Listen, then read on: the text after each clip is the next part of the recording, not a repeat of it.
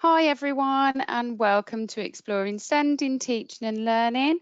If you can just make sure that your audio is working by letting us know that you can hear us using the question box. So if you can hear me loud and clear, if you can just let us know, that would be fabulous. We'll be starting promptly at 3 o'clock. So if you can just pop something into that question box to confirm you can hear me, that would be great. Hi Stacey, I'm just doing a sound check now that we've started. You hear me okay? I can hear you well.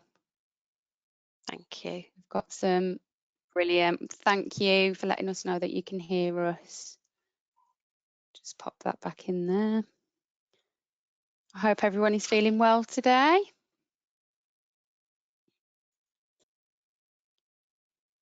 Ange, do you want to do a sound check as well? Checking if everyone can hear me. Can hear you, Ange. Fabulous. If you can get used to this platform, we have got the question box for you to interact with us throughout the session, and we really welcome you to do that. So it's already 3 o'clock, so let's get started. We'll be starting in relation to questions. We'd like to assure you that no question is a silly question. And if you're not sure about something, there's a strong possibility that others may not be sure either. So we would like you to encourage you to ask questions throughout. But if there are questions that come up after today's session, then please feel free to email us and we'll give you those details at the end. For any questions that are asked throughout the session that we don't answer, we will ensure that we take those away and find an answer for you. You are very welcome to this session, Exploring SEND in Teaching and Learning, and please interact with us throughout the session and ask any questions as we go along. As with any training session, you will get out what you put in. So please stay engaged and share best practice and experiences throughout the session and where appropriate. We will also pause at timely points throughout the webinar to check for any questions, and links will be shared for reference at the end of the session. So firstly, a few introductions to put faces to a voice. My name is Stacey Mann and I'm the Early Years and Childcare Subject Specialist here at NCFE. Janet King and Angie Rogers are also here with us today. Janet, would you like to introduce yourself? Thanks, Stacey. Hello, everybody. Welcome to the webinar. As Stacey has said, it's really good to be here. So I'm Janet King. I'm the Sector Manager for Education and Childcare. Thank you. Angie, would you like to introduce yourself? Hi and welcome everybody. My name's Angie Rogers and I'm the Subject Specialist for Teaching and Learning, and it is lovely to be here this afternoon. So to get started, we've just done our introductions. We are going to have a look at the SEND links to T levels in education and childcare. We're also going to explore the level 3 award in SEND and look at level 4 progression. We'll also have a spotlight today on PDA, which we'll have a good chat about later on, and end with some reflections and our Q&A. Before we start the session today, we like to know that you've travelled a journey with us. So if you can share with us in the question box, on a scale of 1 to 10, how confident are you with your knowledge and understanding of exploring SEND in teaching and learning? So 10 being extremely confident and 1 being not so confident. If you have been on these sessions before, you'll know that we usually run a poll, but we've not got many people today, so we think it'd be quite nice to just do this in the chat box. You won't be able to see other people's scores, so please be as honest as you can with your self-reflections. And I can see already that we've got some responses coming through. Thank you very much. And I'll just give everybody a bit of time to think about where they feel right now today in their knowledge of SEND in teaching and learning. And our expectation of this is that you'll all be at different stages in relation to your confidence levels. And we hope that by the end of this webinar, you feel more knowledgeable and confident with your knowledge of SEND in teaching and learning. So just a reminder that you can use the chat box throughout the session today, and we will keep interacting with you. So we have got some responses coming through, and as expected, they're what we were thinking, which was a midway point of confidence, and hopefully we can increase that today. So I am going to be passing over now to Janet to talk to you about the send links to the T level. Oh, thank you, Stacey. So special educational needs and disabilities is the focus really of Unit 11 within that T level, within the core. But of course it's threaded throughout, and it's in every occupational specialism and can be rooted in other elements as well. So it's the focus of element 11, and within that, students will develop an understanding of the following aspects relating to SEND. Let's just remind ourselves of some of that content. So we have statutory duties and responsibilities of practitioners, supporting children and young people with SEND in relation to the available guidance, and the guidance that students will explore and so on in this context are a guide for schools and alternative provision settings, and more importantly, getting to grips with what is this code of practice? What is this code of practice for SEND, and what does that mean? Looking at new papers, the green paper, looking at reforms and so on, and thinking, what are the statutory roles, duties and responsibilities? What does it all mean from a legislation, policy, practice point of view? Professionals and organisations that support children and young people with special educational needs and disabilities. The principles of integration and inclusion and the differences between them. Appropriate terminology to use when discussing the needs of children and young people with SEND.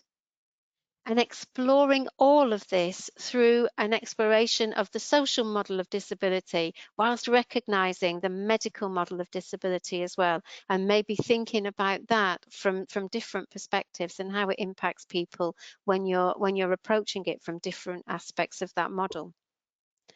How a primary disability might affect children and young people's development. A range of cognitive skills necessary for effective educational development, and how single or multiple disability might affect these, so that holistic sense of SEND. How cognitive difficulties may have an impact on language, communication, educational development. And again, an impact on holistic, the whole child, the whole person, and thinking about how SEND is going to impact across all areas of development, and primarily how that young person or child is engaging with their environment and with their peers. How a chronic condition may affect children and young people's emotions, education, behaviour, quality of life. Inclusion. How adults, our practitioners, can remove barriers in order to empower and value children and young people, depending on their specific learning difficulty, any medical condition, any disability. When and how speech can be supplemented or replaced by augmentative and alternative communication. So looking at the role of technology here. And of course, as I've said, SEND is further considered in the occupational specialisms. It's explored in deeper context across early years, across teaching and assisting teaching, and also across mentoring as appropriate. At the heart of SEND, we will find child-centered pedagogy that appreciates the individual, values them and advocates for them. And I think we can't go far wrong if we actually remember that. It's therefore threaded through all learning, holistic and applicable to several elements. It's evident in safeguarding, equality, play, development and learning. It's not enough, however, we know this as professionals, it's not enough to simply say, as professionals, we differentiate what we do. We need to be mindful of our role, intervention and specialist support, so that that differentiation we do put in place is meaningful, it's purposeful, it's child and young person centered, it's making a positive difference. SEND is a massive area, and some aspects may be more familiar and recognizable than others, and you know, it's challenging sometimes to understand, and this can therefore be a little bit overwhelming. We like to feel in control of things, don't we? And we will never be in control of all the different types and variations of SEND, because how can we ever understand each individual unique person as well? So there will be opportunities for formative assessment through such consolidation across those elements, where we're bringing all of these thoughts together through case studies, through scenarios and so on. And we'll have the opportunity to look at some examples later in this webinar. For now, I'd like to hand back to Stacey, who will share some useful updates around the SEND criteria in the early years. Thanks, Stacey. Thank you, Janet. Better support for children and young people with special educational needs and disabilities is at the heart of a new national plan to level up opportunities, with a key focus on ending the postcode lottery that leaves too many with worse outcomes than their peers. The government's SEND and Alternative Provision Green Paper, which was published in March, sets out its vision for a single national SEND and alternative provision system that will introduce new standards in the quality of support given to children across education, health and care. Those detailed proposals include the new national standards across education, health and care, a simplified EHCP, an education and healthcare plan, local inclusion partners, local inclusion dashboards, changing culture and practice, and improving workforce training through the introduction of a new SENCo NPQ for school SENCos, and increasing the number of staff with an accredited level 3 qualification in early years settings. NCFE's revised level 3 covers the wider teaching and learning to take account of the new developments in SEND. The qualifications developed from this specification are intended to support early years practitioners to gain accreditation for the knowledge, understanding and skills that they need to perform the early years SENCo role effectively. The qualifications are not mandatory.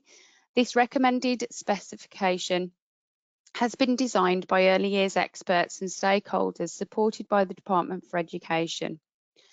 The recommendations for inclusion in this qualification are SEN identification and early action, the role of the early years SENCo, supporting colleagues in their work with children with SEN, liaising with professionals or agencies beyond the setting.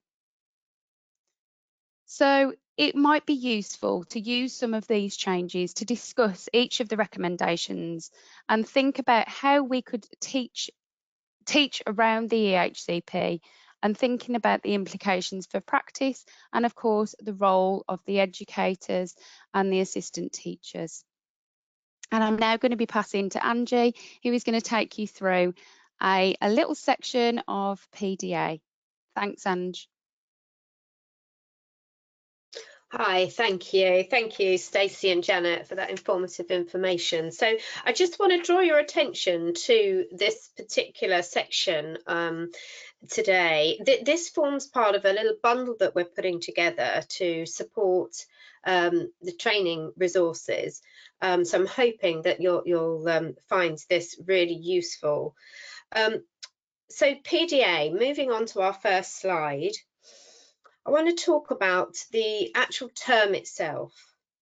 Historically, the term was first used by Professor Elizabeth Newson during the 1980s, and the initial description of this profile identified a gradual developing understanding of a group of children who were being referred for diagnostic assessment at Nottingham University.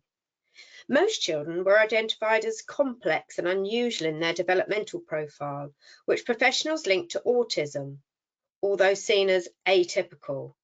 But Newson and her colleagues were dissatisfied with this description of atypical and felt it was confusing for parents and educators to gain a gradual insight into the children's behaviour.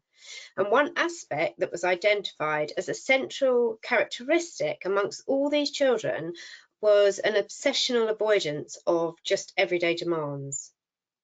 Therefore, Newson proposed that PDA, Pathological Demand Avoidance, should be seen as a separate syndrome. And she remembers that for parents, this was just like a light bulb moment on reading the findings, because at last they knew that they were being listened to and they could make sense of their own child. So moving on to our next slide.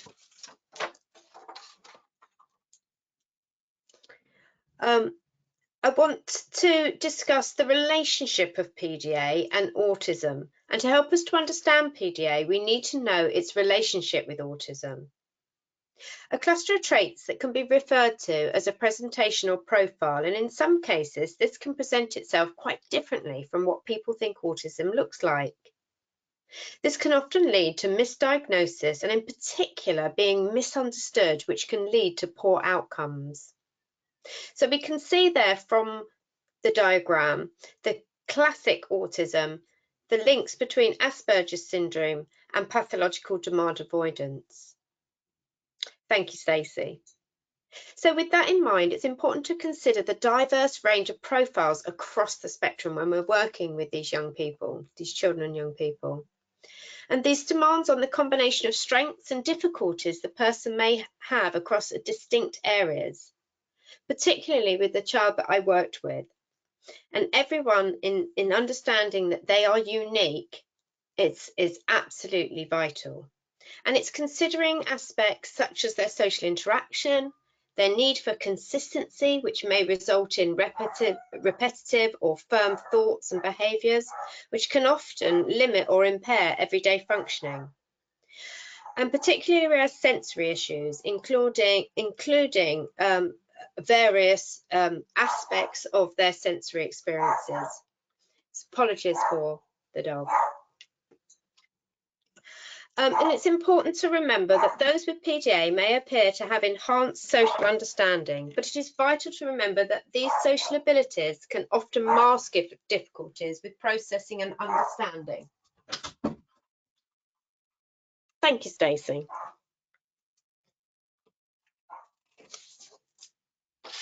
So it's about having this awareness, autism awareness and acceptance. It is estimated that 700,000 children and adults are autistic in the UK, and having an awareness that everyone diagnosed with autism will present their characteristics differently and in their own unique way. Around 4 in 10 of those with autism have a learning disability. So therefore, it's essential to celebrate and support each individual's own characteristics through offering acceptance of their needs. The government's new National Strategy for Autistic Children and Young People and Adults 2021 to 2026 aims to ensure that SEND systems enables autistic children and young people to access the right to support within and outside of school. So when teaching, it's important for us to understand the role of the EYFS in early diagnosis and the early help that can be offered, and the correct reporting and recording to ensure that children get that support as early as possible. So it's important for us to understand to give better support to autistic children and young people so they're able to reach their full potential, to show that fewer autistic children are permanently excluded and suspended from school due to their behaviour. We have to make sure that we engage these young people in conversation with a range of strategies so that we may be able to support them in the way that suits their particular needs. Thank you. For those with PDA, it's often a little game of tug of war with the mind. And this can be really exhausting for a child with PDA, because from what their minds are saying, they want to do it. Deep down in their hearts, they want to do it, but their mind is telling them something different. And often with PDA, it's this constant tug of war. And this is exhausting for those with PDA. So I want us to have a look now at a few of those characteristics. So whilst there are a number of unique features of PDA, here are some more prominent ones that we need to be aware of. There is this need for control with those with PDA. They are driven to avoid everyday demands and expectations to the extreme. Using social strategies to avoid demands is not unusual. Socially, although this may may mask a lack of understanding in certain social situations, experiences of extreme emotions and change of mood, and they often take on the persona of others, and this could be through role play or pretense and fantasy.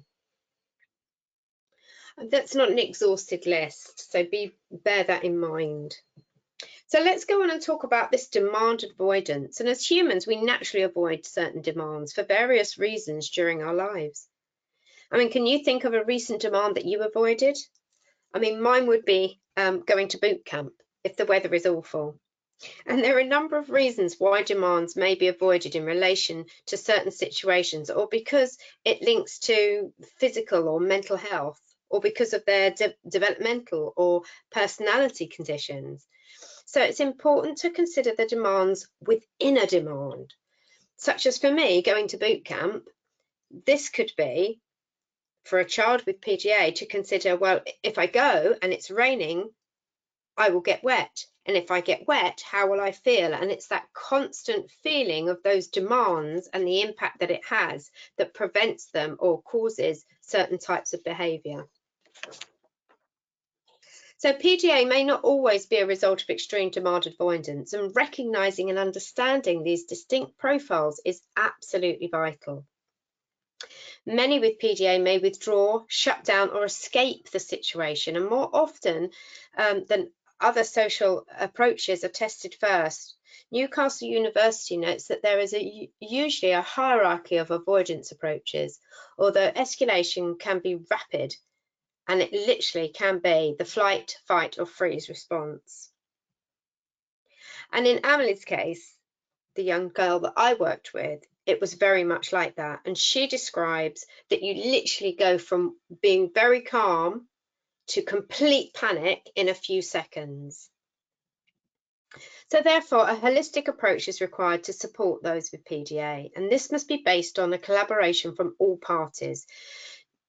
Negotiation, flexibility, and appropriate use of language is absolutely key. Thank you. So when we think of those with PDA, we've talked about how it can be completely exhausting, and often they mask what's going on with their feelings, that whole tug of war. And often that, as I said, that could be taking on different personas, but under the surface, those with PDA may feel a lack of understanding about what's going on. They're very anxious about the situation or the events. They're unable to be themselves and mentally and physically exhausted. And you can often see that children that attend school may hold it together until they get home, and then it is seen. Challenges for others may think that the masker is coping when they actually, inside, they're being torn apart. They are unable to recognise the triggers around the dysregulation, from being that very calm person to instantly being in a panic mode within a few seconds. Maybe that the masking becomes too much for others to deal with. And if you have a moment, I recommend that you find out a little bit more about the representations of masking.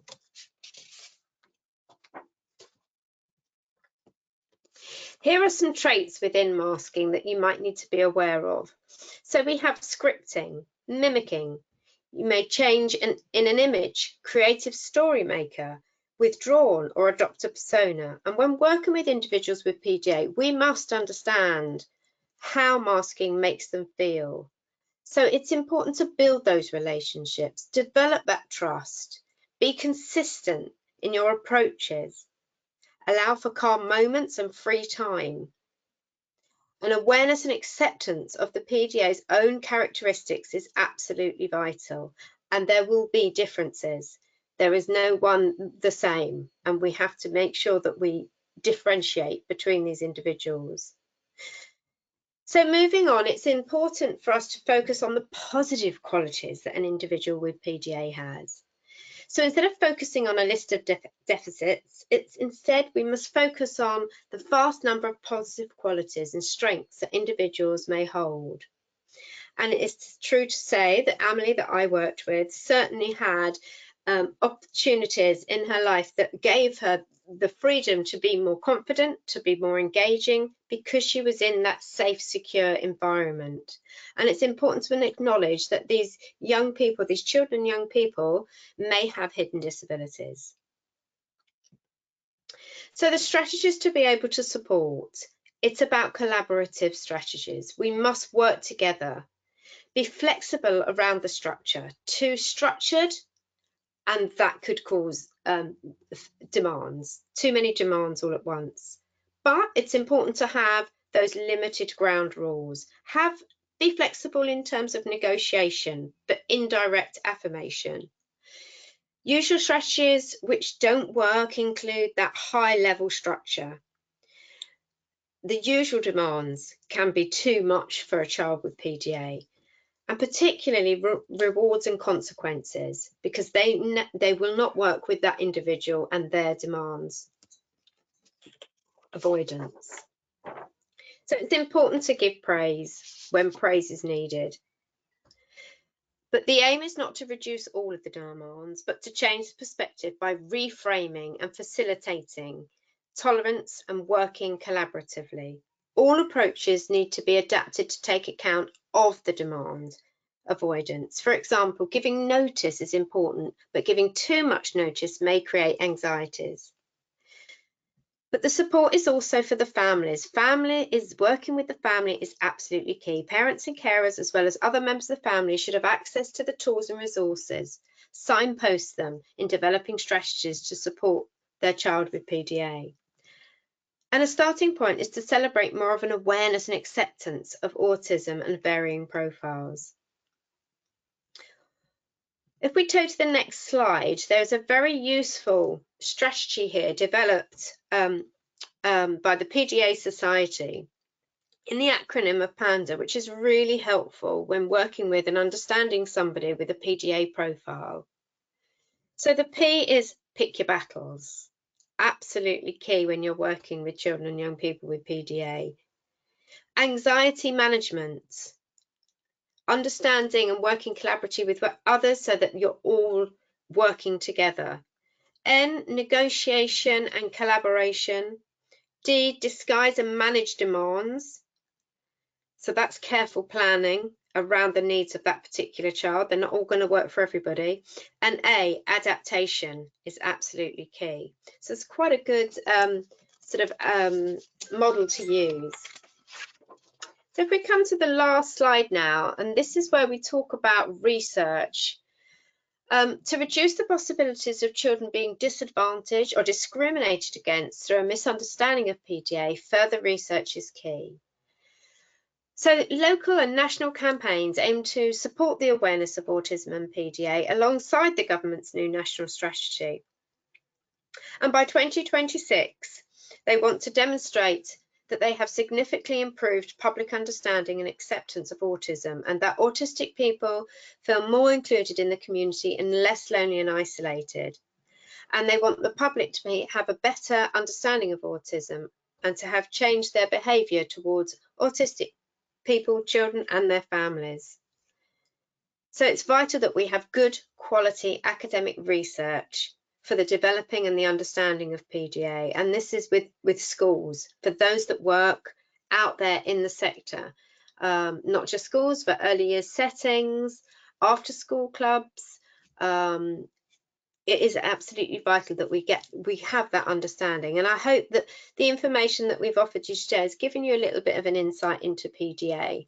And we will be offering a little bit more information at the end of this PowerPoint that will guide you towards a podcast that Amelie very kindly put together.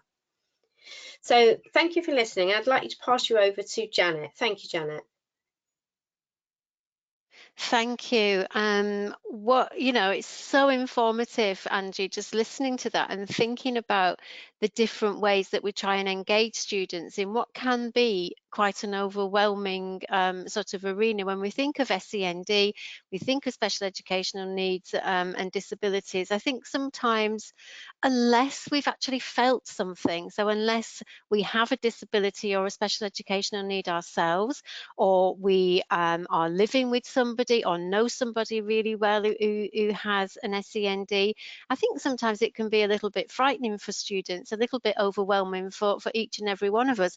So listening to the types of things that can be used as case studies, such as what you know, the PDA that you've just talked us through there, could be really, really significant in the teaching and learning environment. So thank you. Even more effective, I think, with the images and the different things that you brought on there. And of course, thank you to Emily as well. So a really great interactive example. Other case studies may be more aligned to group work.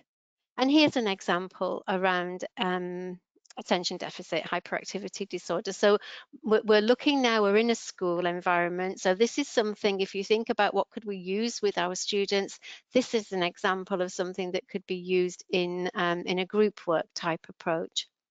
So Mark is a newly qualified teaching assistant. He's working one-to-one with a male pupil aged 12 years with ADHD. And today at the school, the pupil has become increasingly agitated and restless during a science lesson, which he's been finding difficult to follow. Mark had been asked, as the teaching assistant, he'd been asked to keep the pupil on task.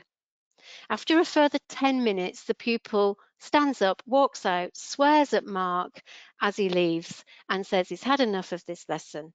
And as he leaves the room, he knocks into a table, causing a glass container to fall and smash to the floor.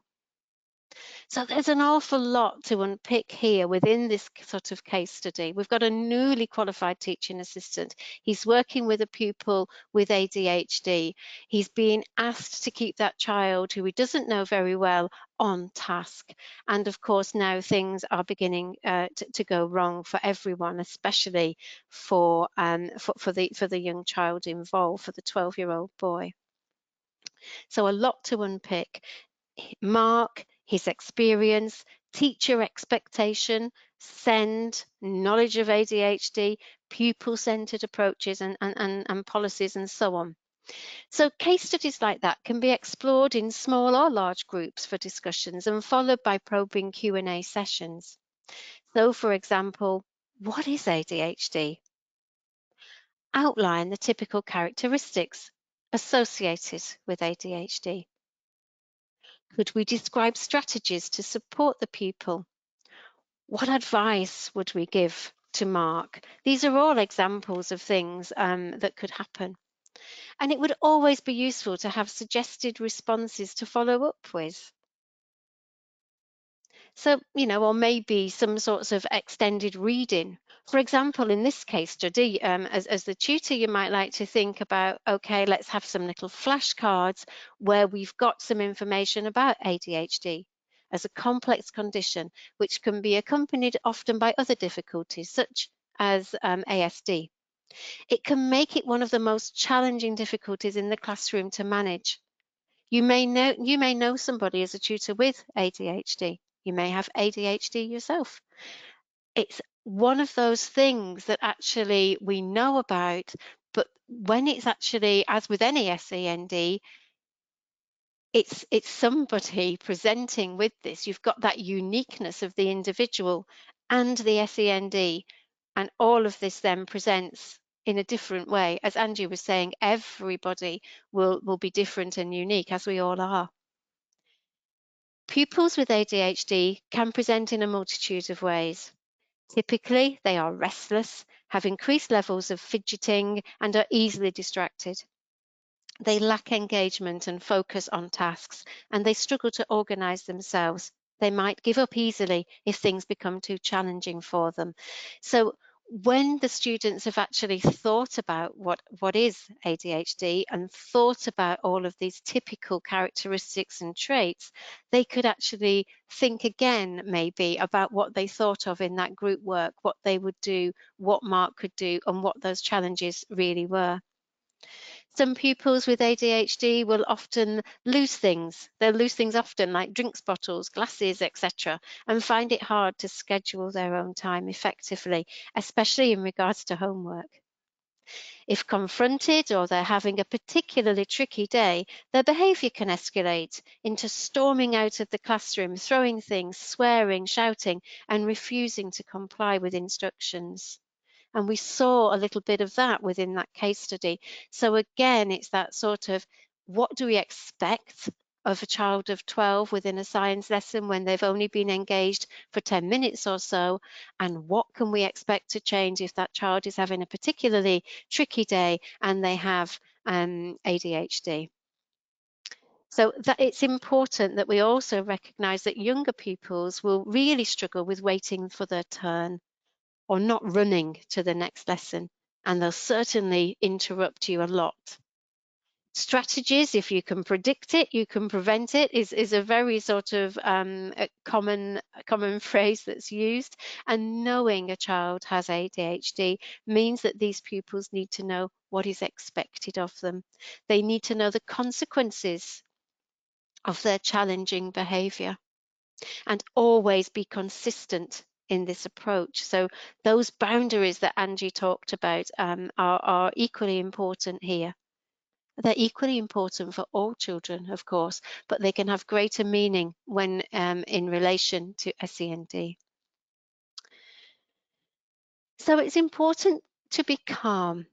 I think the advice that we would want the students to be thinking about in terms of supporting Mark as a newly qualified teaching assistant, he needs to stay calm, because pupils will pick up on agitation, and this will cause them to be agitated too.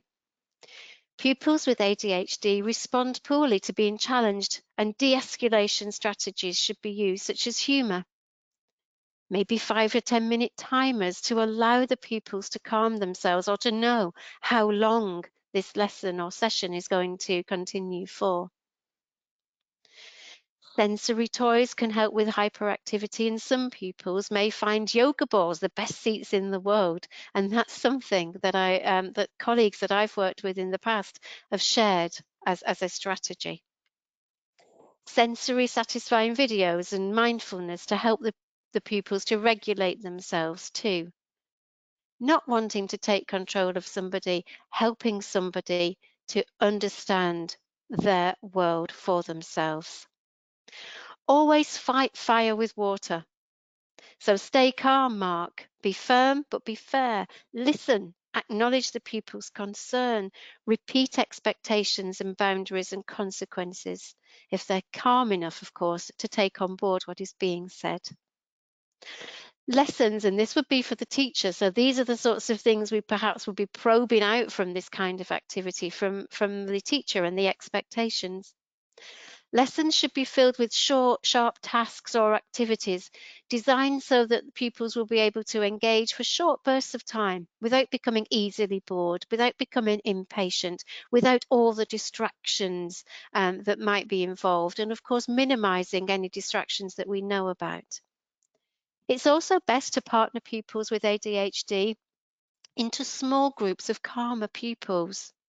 It's important to be organised for pupils with ADHD, need things to be super structured. And we saw the contrast there with what Angie was talking about, structured, but not so rigid. Here, we're talking about things being super structured. So already we've got so much to think about and so much to remember. And when we're thinking about differentiation and how we get that right for individuals. Ensure pupils with ADHD and ASD are communicated with about any changes, as it allows them to decrease any anxiety and mentally prepare. Some pupils might work well with 30 minutes of task, followed by some opportunity to have a really good move around and so on, and stretch. And of course, praise, praise, praise. Ultimately, pupils with ADHD or any other difficulty respond best to adults with whom they have developed a trusting relationship. That might not have been Mark in this case. It might not have been this particular teacher either. So it's being prepared to recognise, appreciate that, and make sure that the pupil has what they need, and we follow pupil-centred approaches. Of course, Mark should take time to get to know them, get to know that pupil, take an interest in them. These young people face challenges every day that neurological typical adults often can't comprehend. So praise the good, try to ignore the not so good. Angie, you said this, pick your battles, very important. Work with these individuals, not against them, and never take it personally, because there are going to be those moments, like we saw in this case study, where things are going to go wrong or not to expectation. Pupils with ADHD are one of the most likable, cheeky, funny, creative balls of energy you will ever meet. They deserve an adult who they can trust, that wants to be there to help them to understand their world, and that supports them to understand themselves. So when we're thinking about the different sorts of activities, we've seen here two very good examples, hopefully, that you could use and adapt and apply in teaching and learning of SEND. We've got the more sort of instructional yet interactive PowerPoint that Angie shared, and we've also got the idea of creating case studies and scenarios, which I know you will do, but that could perhaps be reflected upon by introducing facts around the different conditions, different SEND that you're looking at, that's the focus of the case studies, and exploring them at different stages throughout the group work and through final group sort of conversation, and always bringing out the positive, bringing out the social model, bringing out the inclusion, appreciating the individual for who they are and not who we want them to be. Thanks, Stacey.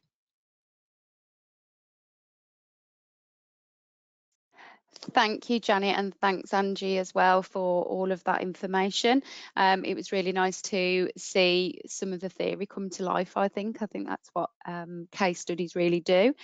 It's now time for you to reflect, and I'm not necessarily going to encourage everybody to share this with us today, because it is quite a small group, but maybe to think about what your key takeaways are, what you're going to do next, and what impact this is going to have on you. And then perhaps most importantly, how this will benefit and impact your learners. And I really think that this session has been a two-layered session, because you're thinking about how you're supporting your students, but also thinking about how you're teaching your students to support children with SEND as well.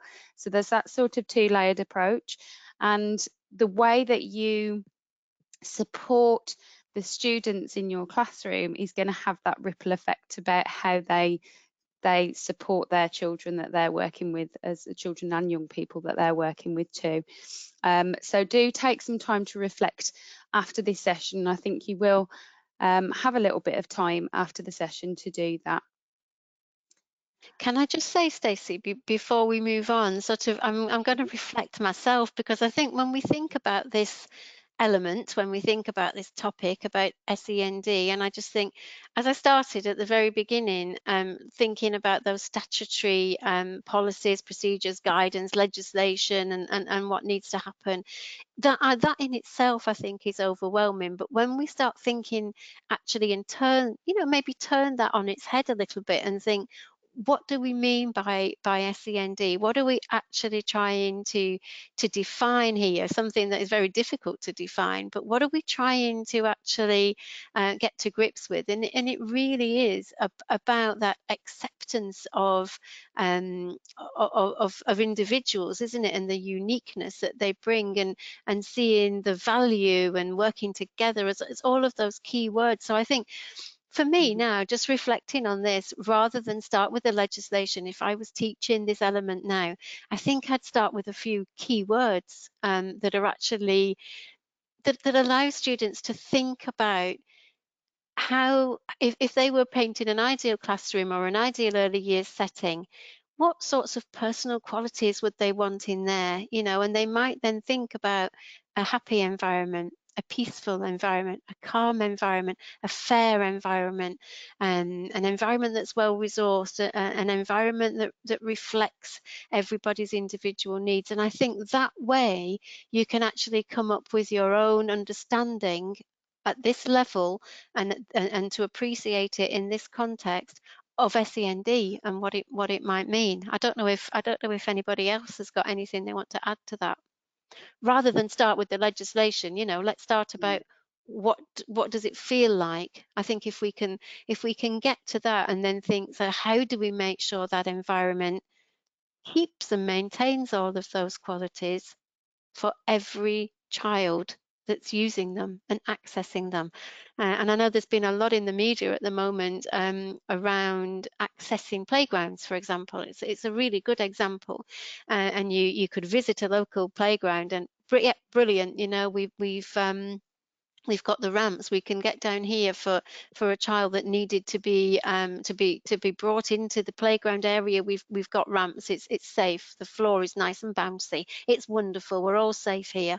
And yet the equipment, when you stop and you look around, can be used by nobody that you've brought, sort of that might need to be strapped in, for example, and safely sort of positioned into a swing or something like that. There are very few playgrounds that allow children to access them in a fully inclusive way. So I always find that an interesting example.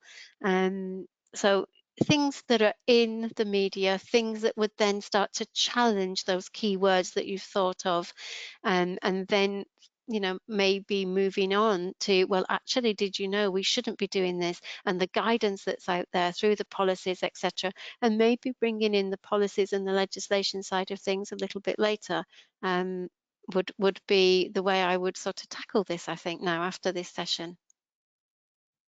I agree. I think it would be completely impactful on the student and make a huge difference to society in general if we start with empathy.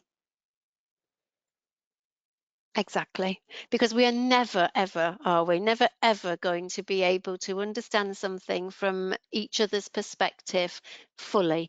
We can begin to appreciate it, we can begin to show empathy, and we can be willing to try and understand. But trying to say that, you know, you know everything that there is to know about SEND is absolutely impossible, because we don't know everything about ourselves, never mind somebody else. So I think that, you know, that sort of looking at that empathy, looking at that human kindness is a fantastic place to start. And how would we actually, what are the key words? How are we going to create this in a classroom or in a nursery and so on? Yeah, very reflective for students at this stage in their learning, I feel. And I think it would be really good at this point. I think it just sort of fits in quite well, if I may, is to reflect on a poem called A Child of the Dales, because exactly everything that you've just said, Janet, really sort of encompasses itself within the words of this poem. So if I may just read you this poem. Oh, wonderful. A Child of the Dales. From the classroom window rolled the great expanse of the dale. The sad child in the corner stared out like a rabbit in a trap. He has special needs, explained the teacher in a hushed maternal voice. Real problems with his reading, and his number work is weak. Spelling is non-existent. His writing is poor, and he rarely speaks. He's one of the less able in the school. The lad could not describe the beauty that surrounded him, the soft green dale and the craggy hills. He could not spell the names of those mysterious places which he knew so well. But he could tickle a trout, ride a horse, repair a fence and dig a dike, drive a tractor, plough a field, milk a cow and a lamb and a ewe. Name a bird by a faded feather, smell the seasons and predict the weather. Yes, that less able child could do all of those things. It's a poem by Gervase Finn, and I recommend that you read some of his other wonderful poems. Thank you. Thanks, Angie. I think it's so emotive, isn't it? Sorry, Stacey, I jumped in over the top of you there, because I just think a song anything can evoke meaning. So, you know, there are other opportunities there when we're thinking about where we want somebody to feel something, and empathy has been used here quite a lot, where actually a poem like that, if we close our eyes, if we listen to something, we actually start to feel something. If we listen to music, we start to feel something. So actually engaging in different kinds of medium in the classroom environment when you're looking at subjects that might be very difficult to engage students with, because it's just so wide, it's just so big, it's just so massive and can be so overwhelming, are really, really powerful. So yeah, thank you for sharing that. It's lovely, a lovely poem. Thank you both. Okay, so that brings us to the final slides. I'm not sure what has started happening to my screen, but I'm going to continue anyway. We have some email addresses here for you to contact us directly, and if you have any suggestions about what you would like to do next, that would be fantastic, and you can send those through to us. And also, we're just going to revisit what we started at the beginning with, which is the poll about thinking about reflecting on how confident you are with your knowledge and understanding of exploring SEND in teaching and learning. So again, have a look at how this could have changed. Sorry, I'm having real issues here at the moment. There we go, technical issues. Your journey that you've travelled, so you may have started off on a 7. I know quite a few people shared 7 and 6s, and where are you now if you were to regrade yourself? Let me have a look. I can see some answers coming through.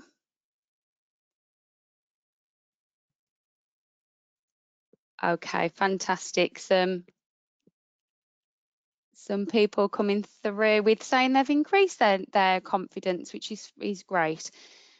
And that just leaves us to ask if there are any questions. Please use the question box to share any questions that you have. We haven't had any throughout. So if you do think of any questions that come to mind that you would like us to answer, then you can use our email addresses, and you will also receive the recording and an email from us about today's session. So that just leaves me to say thank you to Janet and to Angie and to all of our attendees for today. Thank you. Thank you for listening. Thanks, everyone.